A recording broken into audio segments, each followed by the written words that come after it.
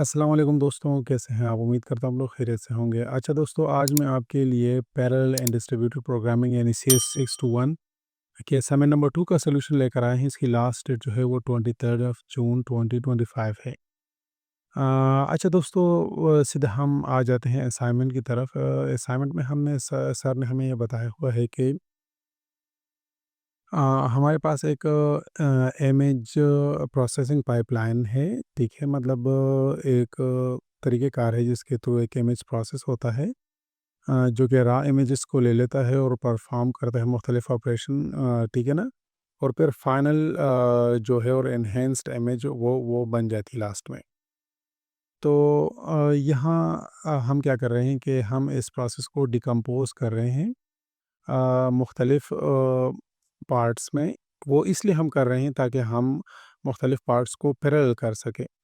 कुछ प्रोसेस ऐसे होते हैं जिसके लिए फॉर एग्ज़ाम्पल दूसरे प्रोसेस करने का लाज़मी नहीं होता, तो वो हम अलग-अलग से कर सकते हैं। इसको हम पैरेलल प्रोसेसिंग कहते हैं, ठीक है ना?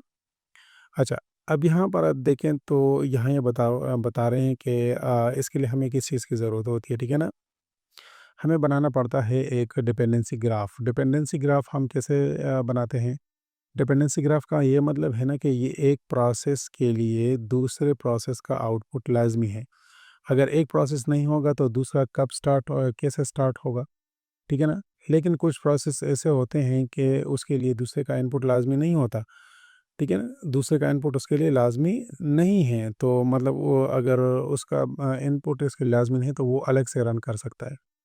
यहाँ पर अगर हम देखें तो इमेज प्रोसेसिंग पाइपलाइन में हमें ये मुख्तलिफ प्रोसेसेस दी गई हैं, जिसमें इमेज का लोड करना, उसका रिसाइज़ करना, उस पर ग्रे स्केल फ़िल्टर अप्लाई करना, नॉइस रिडक्शन, एज डिडक्शन और कंट्रास्ट एनहांसमेंट वगैरह लगाना, ठीक है ना? फिर लास्ट में हमारे पास कंबाइन फीचर्स हैं, ठीक है ना? फीचर को कंबाइन करना, उसके बाद फाइनल स्टेप जो हमारे पास है वो है इमेज को सेव करना, ठीक है?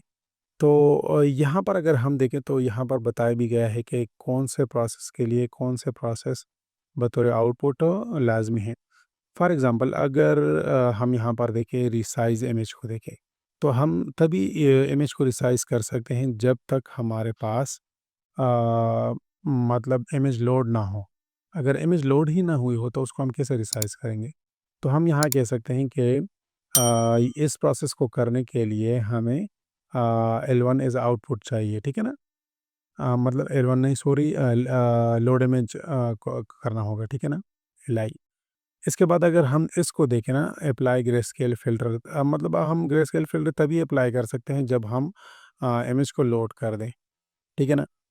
और उसके बाद यहाँ नॉइस रिडक्शन की बात की गई है, तो नॉइस रिडक्शन के लिए इन्होंने R1 RL RI, ठीक है ना? रिसाइज़ इमेज, मतलब जब हम इमेज को रिसाइज़ कर देते हैं ना, तो उसके बाद फिर नॉइस रिडक्शन करेंगे। तो ये आप देखें इसके लिए रिक्वायर है इस तरीके से। मैं क्या करूँगा यहाँ, मैं एक रफ़ सा डायग्राम इसका बना लूँगा, ठीक है ना? जिसको हम कहते हैं टास्क डिपेंडेंसी ग्राफ। यहाँ पर आप देख सकते हैं मुख्तलिफ ये टास्क डिपेंडेंसी ग्राफ है। आप इस तरीके से देख सकते हैं, ये नोड्स जो हैं ये प्रोसेसेस हैं, ठीक है ना? और ये जो एजेस हैं आप देख रहे हैं ये डिपेंडेंसीज़ हैं, कि फॉर एग्ज़ाम्पल अभी एड ये जो है डिपेंड कर रहा है इसके ऊपर, ये डिपेंड कर रहा है इसके ऊपर, ठीक है ना? लेकिन ये तीनों जो है हम यहाँ पर देख सकते हैं, 1 जो है वो सिर्फ़ इसके ऊपर डिपेंड कर रहा है, लेकिन यहाँ पर 10 जो है वो इस पर भी डिपेंड है और इस पर भी डिपेंड है। यहाँ 9 को अगर हम देखें तो इस पर भी डिपेंड है और इस पर भी डिपेंड है। ठीक है ना? तो इसको हम कहते हैं डिपेंडेंसी, और ये जो ऊपर से आ रहा है नीचे की तरफ, ठीक है ना? तो आप देखिए कितने रास्ते बन चुके हैं। एक ये बन चुका है, दूसरा ये है, तीसरा और चौथा, पाँचवाँ, छठा। तो यहाँ पर एक बात मैं क्लियर करना चाहता हूँ, हमें जो टास्क दिया गया है वो क्या है? टास्क हमें दिया गया है कि यहाँ पर आप देख सकते हैं कि आपने क्रिटिकल पाथ को फाइंड करना है। तो क्रिटिकल पाथ हमारे पास कौन-सा होगा? जो सबसे लॉन्गेस्ट होगा। यहाँ पर इनकी वैल्यूज़ हमें यूनिट्स हमारे सामने लिखी गई हैं। तो हम जो ग्राफ बना लेंगे ना, ठीक है ना? तो उसमें हम देखेंगे जो लॉन्गेस्ट होगा ना, तो उसी को हम सेलेक्ट कर लेंगे। अच्छा, यहाँ सबसे पहले मैं आपको बताता चलूँ, यहाँ मैंने एक बनाया हुआ है रफ़ सा आइडिया, ठीक है ना? आप देख सकते हैं, ये हमारे पास लोड इमेज है। तो लोड इमेज किस-किस का मतलब रिक्वायर्ड इनपुट है किस-किस के लिए, तो वो हमारे पास रिसाइज़ इमेज और एप्लाई ग्रेस्केल के लिए। ठीक है ना? तो उसके लिए ये लाज़मी है लोड इमेज। तो मैंने क्या कर दिया, तो यहाँ से आप एरोज़ भी यूज़ कर सकते हैं। लोड इमेज के लिए मैंने यहाँ पर यहाँ से 2 एरोज़ यूज़ किए हुए हैं और यहाँ पर वो आए हुए हैं, ठीक है ना? तो अब हमारा ये ग्राफ बन रहा है, ठीक है ना? फिर अगर हम यहाँ पर देखें रिसाइज़ इमेज, तो रिसाइज़ इमेज के लिए अगर हम देखें तो वो किसकी रिक्वायरमेंट है? तो रिसाइज़ इमेज हम यहाँ पर देख सकते हैं कि किसके लिए चाहिए। रिसाइज़ इमेज आपको चाहिए एक तो नॉइज़ रिडक्शन के लिए और दूसरा जो है एज डिटेक्शन के लिए एज डिटेक्शन के लिए। तो रिसाइज़ इमेज के नीचे हम ये 2 बना लेंगे, ठीक है, इस तरीके से। एक नॉइज़ रिडक्शन है और दूसरा है एज डिटेक्शन, ठीक है ना? ये साथ-साथ में मैं इसके यूनिट भी लिख रहा हूँ, ठीक है ना? अच्छा, अब यहाँ पर हम आ जाते हैं कि एप्लाई ग्रेस्केल फ़िल्टर मतलब वो किसकी रिक्वायरमेंट है। तो हम यहाँ देख सकते हैं टास्क एफ की तरफ अगर हम आ जाएँ कंट्रास्ट एनहांसमेंट की तरफ, तो वो किसके लिए रिक्वायर है? उसकी उसकी रिक्वायरमेंट क्या है? एजीएफ है, ठीक है ना? तो एजीएफ मैंने क्या कर दिया, उसके नीचे मैंने यहाँ पर लिख दिया कंट्रास्ट एनहांसमेंट, ठीक है ना?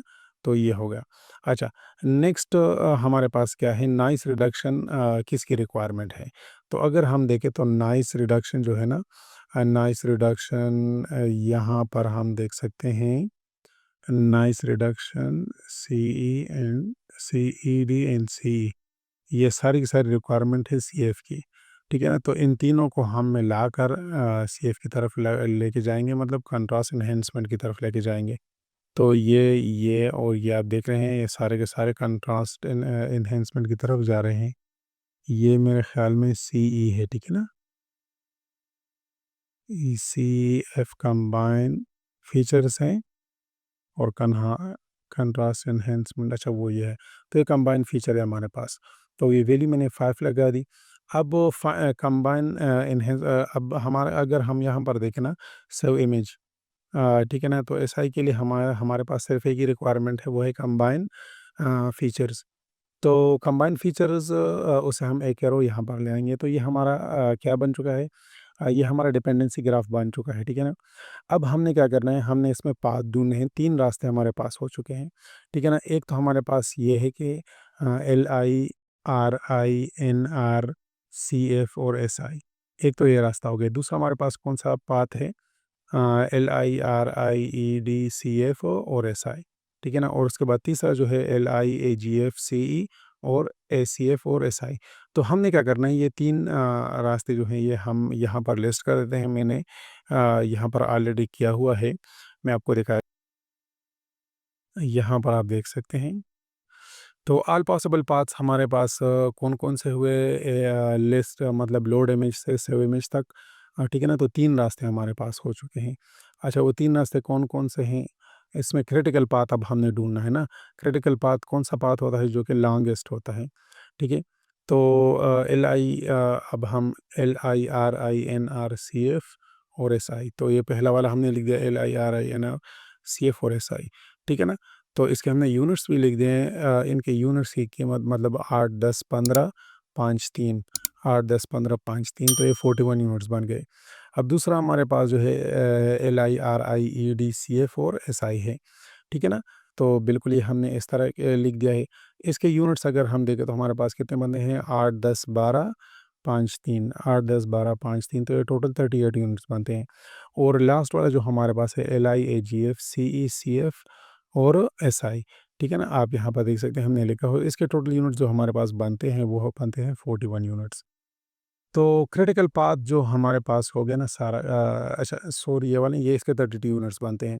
तो क्रिटिकल पाथ हमारे पास ये पहला वाला हो चुका है, ठीक है ना? ये वाला ठीक है? ये हमारे पास हो गया क्रिटिकल पाथ। तो हमारे क्वेश्चन का पहला पार्ट जो है वो हमने सॉल्व कर लिया। इसमें वो हमसे पूछते हैं कि आपने क्या करना है कि क्रिटिकल पाथ आपने जो है मालूम मालूम करना है इस तरीके से।